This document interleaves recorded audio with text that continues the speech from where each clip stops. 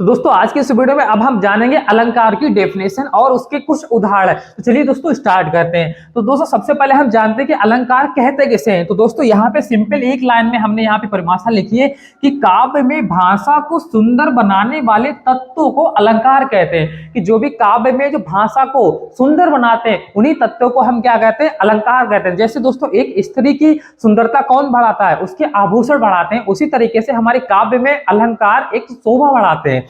जैसे हम अलंकार की यहाँ पे उदाहरण देखते हैं, जैसे चांद सा मुखड़ा, तो यहाँ पे चांद के जैसा मुखड़ा, तो यहाँ पे क्या एक सुंदरता बढ़ाता है। इस तरीके से दोस्तों अलंकार की ये हमारे सिंपल डेफिनेशन हो गई है। जैसे दोस्तों एक हम यहाँ पे एग्जांपल लेते हैं, जैसे आपको ये स्त्री सामने नजर आ रही है, हम देखेंगे कि इस स्त्री ने अपने आभूषणों के माध्यम से अपनी सुंदरता को यहाँ पे दिखाया है। ठीक है, यहाँ पे जिस तरीके से उन्होंने अपने जेवर वगैरह यहाँ पे पहने हैं, तो क्या है, इससे एक स्त्री की सुंदरता बढ़ती है। इसीलिए दोस्तों काव्यों में जो भी यहाँ पे कविताएं वगैरह होती हैं वहां पे अलंकार होती हैं, जिससे उसे पढ़ने में हम क्या होती, शोभा बढ़ती है और हमें पढ़ने में इंटरेस्ट होता है। दोस्तों अगर हम मान लेते हैं कि अगर ये स्त्री की शोभा हम बहुत ही अलग तरीके से कर दें, जैसे दोस्तों इन्होंने अपनी लिपस्टिक होठों पे लगाई है, अगर हम क्या कर दें कि अगर दोस्तों ये हम जो लिपस्टिक है इनको यहाँ पे आंखों में लगा दें, ठीक है, इस तरीके से अगर ये लिपस्टिक ये आंखों में लगा देंगे, ठीक है, दोनों तरफ, तो क्या होगा, यानी कि क्रम हम इनका चेंज कर देंगे। जो यहाँ पे लिपस्टिक लगी हुई है ये हम इनकी आंखों में लगा देंगे इस तरीके से, तो क्या अजीब लगेगी, बहुत ही ज्यादा अजीब लगे। और जैसे कि इन्होंने यहाँ पे जैसे इन्होंने यहाँ पे काजल लगाया है, इस काजल को हम यहाँ लिपस्टिक पे लगा दें इस तरीके से, इनके यहाँ पे हम बाउंड्री बना देते हैं इस तरीके से, तो क्या ये उल्टा पुल्टा पूरा हो जाएगा। इस एक शोभा जो इस तरीके होती है वो बिगड़ जाएगी। जिस तरीके से इन्होंने दोस्तों ये कान में जो पहना है इसको हम क्या करते हैं, इन्होंने जो नाक में पहना है इसको हम कान में पहना दें, इसको हम यहाँ पे पहना दें, तो क्या होगा, पूरा उल्टा पुल्टा हो जाएगा, यानी कि स्त्री की सुंदरता कम चुड़ैल ज्यादा लगेगी, यानी कि आप डर सकते हो। तो इसी तरीके से दोस्तों यहाँ पे क्रम बाय क्रम अपने स्त्री आभूषण पहनती हैं जिससे उनकी शोभा बढ़ती है। चलिए दोस्तों ये तो एक एग्जाम्पल होगा कि हम अलंकारों का महत्व क्या होता है। तो अब हम जानेंगे कि उपमा अलंकार क्या होता है। दोस्तों यहाँ पे है कि जब किसी की तुलना जैसे सा से समान से हो वहां पे उपमा अलंकार होता है। जैसे उसका उदाहरण यहाँ पे हम देते हैं कि उसका मुख चांद जैसा है, यानी कि उसका मुख चांद जैसा है, यहाँ के सा वर्ड आया है। तो दोस्तों यहाँ पे क्या है, हमारा उपमा अलंकार है। ठीक है, जैसे चंदन सा बदन चंचल चितवन धीरे से तेरा ये मुस्कुराना, तो यहाँ पे क्या हम किसी की तुलना किसी से करते हैं, वहां पे हमारा क्या हो जाता है दोस्तों, उपमा अलंकार हो जाता है। जैसे फूलों सा चेहरा तेरा कलियों सी मुस्कान है, रंग तेरा देख के रूप तेरा देख के कुदरत भी हैरान है। दोस्तों ये यहाँ पे एक हमारा एग्जाम्पल हो गया किसका, उपमा अलंकार का। आई होप आपको उपमा अलंकार समझ में आ गया होगा। अब हम दोबारा देखते हैं कि रूपक अलंकार किसे कहते हैं। ठीक है, अब हम जानेंगे रूपक अलंकार। चलिए, तो यहां रूपक अलंकार की डेफिनेशन है कि जब एक को ही दूसरा मान लिया जाता है, यहां पे हम किसी के समान मान लेते हैं, यानी कि जब एक को ही दूसरा मान लिया जाता है वहां पे रूपक अलंकार होता है। जैसे वह ज्ञान का सागर है, वह ज्ञान का सागर है, तो यहाँ पे हमने किसी की तुलना किसी से कर दी है, उसको मान लिया है, वहां पे रूपक अलंकार होता है। जैसे यहाँ पे एक एग्जाम्पल है, पायो जी मैंने राम रतन धन पायो, पायो जी मैंने राम रतन धन पायो।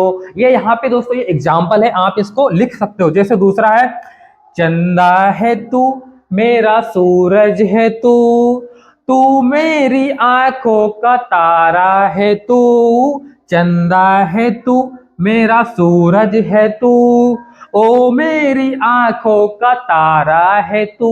तो यहाँ पे दोस्तों क्या है, एक माँ है वो एक अपने बेटे की तुलना किससे करती है, चंदा से करती है, सूरज से करती है, आंखों का तारा से करती है, यानी कि यहाँ पे बहुत ही ज्यादा यहाँ पे दूसरों से तुलना करते हैं। तो वहां पे दोस्तों हमारा कौन सा अलंकार हो जाता है, रूपक अलंकार हो जाता है। अब जैसे एक एग्जांपल यहाँ पे और लिखा, चांद मेरा दिल चांदनी हो तुम, चांद से हो दो चांदनी कहां। तो यहाँ पे इस तरीके से एग्जांपल है, आप इनको याद करके अपने एग्जाम में लिख सकते हो।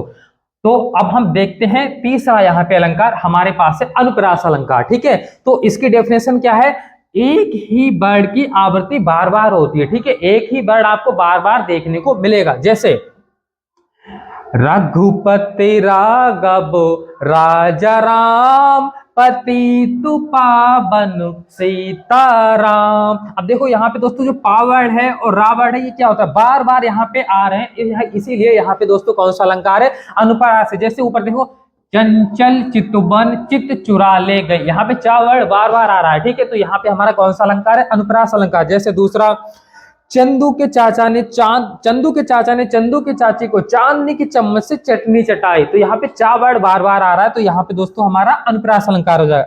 दूसरा यहाँ पे एग्जाम्पल है कजरा रे तेरे काले काले नैना, कजरा रे तेरे काले काले नैना। यहाँ पे दोस्तों का वर्ड हमारा बार बार आ रहा है, तो यहाँ पे कौन सा अलंकार है, अनुप्रास अलंकार। आई होप आपको अनुप्रास अलंकार क्लियर हो गया होगा। अब हम नेक्स्ट देखते हैं मानवीय कण अलंकार। यहाँ पे दोस्तों क्या है, निर्जीव में मानव के गुण जैसे करते हैं, निर्जीव वस्तु में मानव के गुण कर देते हैं। जैसे नदी गा रही है, हम कहते हैं कि नदी गा रही है, ठीक है। जैसे गुनगुना रहे हैं भंडे, हिल रही है कली कली, ठीक है। दूसरा है कुछ कहता है ये सावन, क्या कहता है, यानी कि कुछ कहता है सावन क्या कहता है, यानी कि सावन की हम तुलना करते हैं मानवीय कण की, वो बोल रहा है, इस तरीके से दोस्तों वहां पे हमारा मानवीय कण अलंकार हो जाता है। नेक्स्ट हम देखते हैं उत्प्रेक्षा अलंकार, ठीक है। अब हम देखेंगे उत्प्रेक्षा अलंकार। यहाँ पे क्या होता है, संभावना या कल्पना करते हैं। जैसे मानो फूल खिल रहे हैं, ठीक है, मानो फूल खिल रहे हैं, तो यहाँ पे कौन सा अलंकार है, उत्प्रेक्षा, यानी कि हम यहाँ पे संभावना कहते हैं। जैसे किसी की संभावना, जैसे यहाँ पे एक एग्जाम्पल है, एक लड़की को देखा तो ऐसा लगा जैसे खिलता गुलाब, जैसे शायर का ख्वाब, जैसे उजली किरण। तो यहाँ पे ये एग्जाम्पल हमारा एक हो जाएगा। यहाँ पे क्या है, हम किसी के यहाँ पे संभावना करते, जैसे मानो तो मैं गंगा माँ हूं, ना मानो तो बहता पानी। तो ये भी हमारा दोस्तों किसका एग्जाम्पल है, उत्प्रेक्षा अलंकार का एग्जाम्पल है। यानी कि गंगा माँ कहती मानो तो मैं गंगा हूं, ना मानो तो बहता पानी। तो यही डेफिनेशन है कि हम यहाँ पे संभावना या कल्पना करते हैं। तो आई होप आपको उत्प्रेक्षा अलंकार भी समझ में आ गया होगा। अब हम देखते हैं दोस्तों अतिशयोक्ति अलंकार। इसकी डेफिनेशन है, जब किसी व्यक्ति या वस्तु या भाव की बहुत बढ़ा चढ़ाकर प्रशंसा हम करते हैं, यानी कि बहुत छोटी बात को हम बहुत बढ़ा चढ़ाकर बोलते हैं। जैसे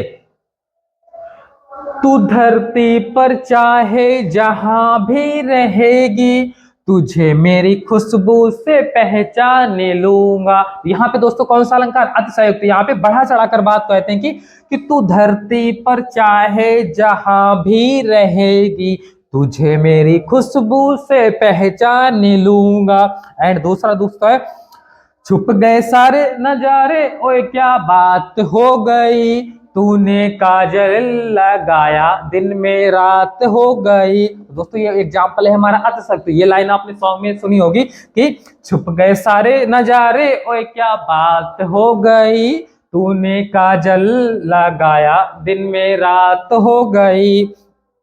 नेक्स्ट